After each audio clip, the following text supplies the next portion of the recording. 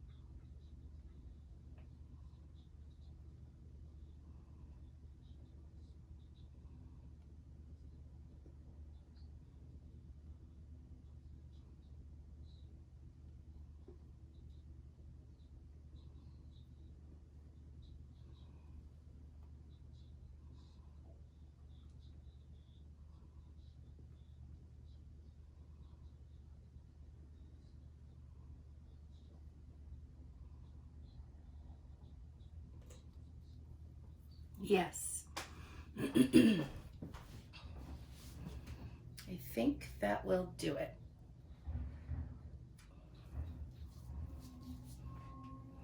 So let me take my gloves off and we'll come in and take a look in just a sec. Okay, I want to know what you think. I think if I were to do this again, a little less gold, but it's so pretty because the gold now lays over the green and it creates this really, really pretty effect. But that's a nice angle. I like that. And I left this negative space here. I could have stretched this out more to get the sapphire, but I really like the negative space here as it creates, oh, I have no idea, more balance, yes. But I hope you guys enjoyed this. I want to know what you think. I hope you guys have a great day. Thank you so much for watching. And don't forget, check out the Switcheroo collaboration the 17th with all those amazing other artists. Have a great day. Bye, guys.